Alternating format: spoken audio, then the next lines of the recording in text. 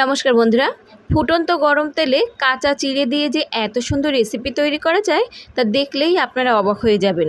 তো চলুন বন্ধুরা, আজকের রেসিপিটি শুরু করা যাক। তো আজকের এই রেসিপি বানানোর জন্য আমাদের সবার প্রথমে লাগবে চিড়ে। আমি এখানে এক বাটি চিড়ে দিয়ে আজকের এই রেসিপিটি তৈরি করব। তবে আপনারা যে পরিমাণ তৈরি করবেন সেই পরিমাণ অনুযায়ী এখানে চিড়েটা নিয়ে নেবেন। এবারে চিড়েটাকে আমাদের প্রথমে খুব ভালো করে কিন্তু চেলে নিতে হবে। এই চিড়ের মধ্যে প্রচুর পরিমাণে কিন্তু ধুলো ময়লা থাকে, তাই চিড়েটাকে অবশ্যই খুব ভালো করে এভাবে চেলে নিতে হবে। আর চালার পর দেখবেন চিড়ের মধ্যে অনেক কালো চিড়ে বা নোংরা থাকে, সেগুলোও কিন্তু এভাবে একটু বেছে ফেলে দিতে হবে। তো এখানে চিড়ের ভিতরে যে নোংরা ময়লাগুলো ছিল সেগুলো আমি বেছে ফেলে দিয়েছি। আর ফেলে দেওয়ার পর চিড়েটাকে আরও একবার আমি চেলে নিচ্ছি, যদি আর কোনো ধুলো ময়লা থাকে তো সেটাও বেরিয়ে যাবে। তো এখানে আমি চিড়েটাকে খুব ভালো করে পরিষ্কার করে নিয়েছি। এবার একটা কড়াইতে আমি নিয়েছি সাদা তেল। তেলটাকে আগে থেকে আমি গরম করে নিয়ে তারপর ফ্লেমটাকে একদম লোতে দিয়ে প্রথমে আমাদের কিছু কারি পাতা এখানে ভেজে নিতে হবে। আর বন্ধুরা, কারি পাতা ভাজার সময় কিন্তু ফ্লেমটাকে একদম হাই ফ্লেমে দেবেন না। হাই ফ্লেমে দিলে কিন্তু এই কারি পাতা ফাটতে থাকবে আর তেল ছিটকে কিন্তু হাতে পায়ে লেগে পুড়ে যেতে পারে। তো অবশ্যই এখানে তেলটাকে একদম লো ফ্লেমে দিয়ে প্রথমে অল্প অল্প করে এভাবে কারি পাতাটা একটু দিয়ে তারপর কিন্তু কারি পাতাটা তেলের মধ্যে ছেড়ে দিতে হবে। সরাসরি তেলের মধ্যে ছেড়ে দিলেই কিন্তু কারি পাতা ভীষণভাবে ফাটতে থাকবে। তো দেখুন, এখানে আমি উল্টে পাল্টে দিয়ে কারি পাতাটাকে এবার আস্তে করে ছেড়ে দিচ্ছি। এবার কারি পাতাটা দিয়ে যতক্ষণ না একটু মচমচে হচ্ছে ততক্ষণ উল্টে পাল্টে দিয়ে কারি পাতাটাকে ভেজে নিতে হবে। আর কারি পাতা খুব বেশি কিন্তু মচমচে করে ভাজতে হবে না, হালকা একটু ভাজা করে নিয়ে তুলে রাখলেই কারি পাতাটা কিন্তু বেশ মচমচে হয়ে যাবে। তো দেখতেই পাচ্ছেন বন্ধুরা কতটা ভাজতে হবে, ঠিক এইরকম হালকা করে একটু ভেজে নিয়ে কারি পাতাটাকে তুলে নিতে হবে। তো এখানে আমার কারি পাতাটা ভাজা একদমই রেডি। এবার আমি তুলে নিচ্ছি।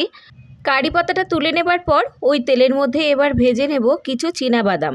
এক বাটি চিড়ের জন্যে আমি এখানে নিয়েছি 100 গ্রাম কাঁচা চীনাবাদাম। চীনাবাদামটাকে এবার লো টু মিডিয়াম হাইতে দিয়ে ভেজে নিতে হবে। হাই ফ্লেমে কিন্তু দেওয়া যাবে না বন্ধুরা, হাই ফ্লেমে দিলে খুব তাড়াতাড়ি কিন্তু বাদামটা পুড়ে উঠবে আর খেতে কিন্তু ভালো লাগবে না। তো লো টু মিডিয়াম হাইতে দিয়ে অন্তত 2 থেকে 3 মিনিট মতো সময় লাগবে।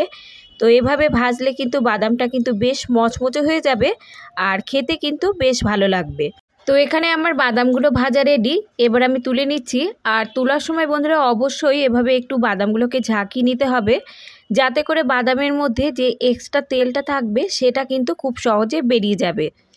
এবার চিনে বাদামটাকে সাইডে রেখে দিচ্ছি আর ওই তেলের মধ্যেই আমি অল্প কিছু ভেজে নিচ্ছি কাজু বাদাম। আর কাজু বাদাম ভাজতে কিন্তু খুব বেশি সময় লাগবে না, কয়েক সেকেন্ডের মতো সময় লাগবে। কয়েক সেকেন্ডেই কিন্তু কাজু বাদামটা কিন্তু ভাজা হয়ে যাবে। কাজু বাদামটা তুলে নেবার পর ওই তেলের মধ্যে আমি দিয়ে দিচ্ছি 2টো শুকনো লঙ্কা। শুকনো লঙ্কাটাকে একটু মচমচে করে ভেজে নিতে হবে। তবে বন্ধুরা, যদি আপনারা এই রেসিপিটা বাচ্চাদের জন্য তৈরি করেন তাহলে এই লঙ্কাটা স্কিপও করতে পারেন। তো লঙ্কা দুটো আমি বেশ মচমচে করে ভেজে নিয়েছি। ভেজে নেবার পর তুলে নিচ্ছি। এবার ফ্লেমটাকে লো টু মিডিয়াম হাইতে দিয়ে চিড়েগুলোকে ভেজে নিতে হবে। আর বন্ধুরা, আমি যে এক বাটি এখানে চিড়ে নিয়েছিলাম, চিড়েটাকে আমি 3 ভাগে ভাগ করে নিয়ে তার থেকে 1 ভাগ প্রথমে দিয়ে ভেজে নিচ্ছি। আর যদি আপনারা সমস্ত চিড়ে একসঙ্গে ভাজতে চান তাহলে বড় কড়াই নিয়ে একটু তেল বেশি দিয়ে এভাবে একসঙ্গে ভেজে নিতে পারেন। আর এই চিড়েগুলো ভাজতে কিন্তু খুব বেশি সময় লাগবে না, 1 থেকে 2 মিনিট মতো সময় লাগবে। খুব সহজে আপনারা এই চিড়ে ভাজা করে এয়ারটাইট কন্টেনারে রেখে দিতে পারবেন, সেটা কিন্তু অনেক দিন পর্যন্ত ভালো থাকবে।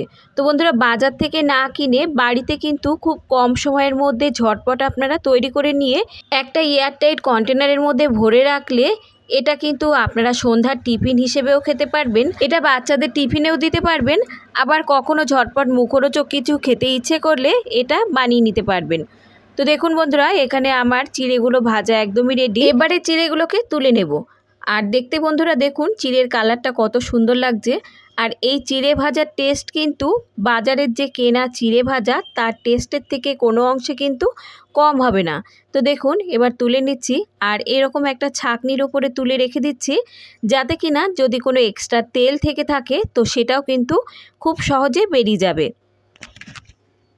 আর এই চিড়েগুলো যখন তুলে নেবেন তখন অবশ্যই কিন্তু ফ্লেমটাকে এখানে লোতে দিয়ে তুলে নিতে হবে, নইলে নিচের চিড়েগুলো কিন্তু পুড়ে যাবে। তো চিড়েগুলো তুলে নেবার পর আরও 1 ভাগ চিড়ে আমি দিয়ে দিচ্ছি।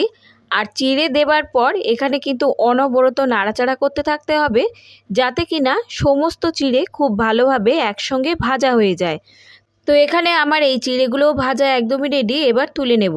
আর বন্ধুরা, প্রতিবার চিড়ে ভাজার পর কিন্তু অবশ্যই তেলের উপর চিড়েগুলোকে একটু সময় ধরে রাখতে হবে, তাহলে এক্সট্রা যে তেলগুলো সেটা কিন্তু খুব সহজে বেরিয়ে যাবে। আর তোলার পর এরকম একটা বড় ছাঁকনির উপরে কিংবা ছিদ্রযুক্ত থালার উপরে রেখে দিলেও এক্সট্রা যে তেলটা খুব সহজে বেরিয়ে যাবে। এবার আর 1 ভাগ যে চিড়ে বাকি ছিল সেটাকেও ভেজে নিচ্ছি, ভেজে নিয়ে এবার সার্ভ করে নেব। আর এই চিড়ে ভাজা যেমন হবে মুচমুচে তেমন হবে মুখরোচক। তো দেখতেই পাচ্ছেন বন্ধুরা, এখানে 1 বাটি চিড়ে দিয়ে কতটা চিড়ে ভাজা হয়েছে। তো আপনারাও কিন্তু খুব সহজে এভাবে কম সময়ের মধ্যে এই চিড়ে ভাজাটা রেডি করে নিতে পারবেন। এবারে চিড়ের মধ্যে যোগ করে দিচ্ছি যে আগের থেকে ভেজে রাখা কারি পাতাটা, সেটা যোগ করে দিচ্ছি। আর যে কাজু বাদাম আর চীনা বাদামটা ভেজে রেখেছিলাম সেটাকেও যোগ করে দিতে হবে। আর যে শুকনো লঙ্কাটা এখানে ভেজে রেখেছিলাম সেটাকে আমি ছোট ছোট টুকরো করে এখানে যোগ করে দেব। তবে আপনারা চাইলে কিন্তু পুরোটা গুঁড়ো করেও এর মধ্যে মিশিয়ে দিতে পারেন। আর যদি বাচ্চাদের জন্য তৈরি করেন তাহলে এটা কিন্তু স্কিপও করতে পারেন। লঙ্কাটা ভেঙে দেবার পর এবার এর মধ্যে যোগ করে দিচ্ছি খুব সামান্য পরিমাণ বিট লবণ। আর বন্ধুরা, যদি আপনাদের ঘরে বিট লবণ না থাকে তাহলে বিট লবণের পরিবর্তে এখানে রান্নায় যে লবণ ব্যবহার করা হয় সেই লবণও এখানে সামান্য পরিমাণ যোগ করে দিতে পারেন। এবারে সমস্ত উপকরণ চিড়ের সঙ্গে খুব ভালো করে মিশিয়ে নিতে হবে। আর বন্ধুরা, এখানে হাত দিয়ে মিশিয়ে নিলে কিন্তু চিড়ের সঙ্গে সমস্ত উপকরণ খুব ভালোভাবে মিশে যাবে। তো মিশিয়ে নেবার পর এবার আমি আপনাদের দেখাচ্ছি, দেখুন চিড়েটা কতটা মুচমুচে হয়েছে। আওয়াজ শুনে নিশ্চয়ই আপনারা বুঝতে পাচ্ছেন যে চিড়ের ভাজাটা কতটা মুচমুচে হয়েছে। আর এর স্বাদ কিন্তু বাজারের কেনা চিড়ে ভাজার থেকে কোনো অংশে কিন্তু কম হবে না। তো একবার বাড়িতে বানিয়ে দেখবেন বন্ধুরা, বানাতেও খুব বেশি সময় লাগে না, চটজলদি কিন্তু তৈরি হয়ে যাবে। এটা একবার তৈরি করে রেখে দিতে পারলে আপনারা সন্ধ্যায় টিফিন হিসেবেও খেতে পারবেন আর বাচ্চাদের টিফিন হিসেবেও দিতে পারবেন। তো একবার হলেও ট্রাই করে দেখবেন, এটা বাচ্চা থেকে বড় কিন্তু সবাই ভীষণই পছন্দ করবে। তো আজকের রেসিপি যদি আপনাদের ভালো লাগে তাহলে লাইক শেয়ার কমেন্টের সাথে সাথে চ্যানেলটাকে সাবস্ক্রাইব করে রাখার অনুরোধ রইল। আজ তাহলে এই পর্যন্ত বন্ধুরা, দেখা হবে অন্য কোনো রেসিপির সঙ্গে।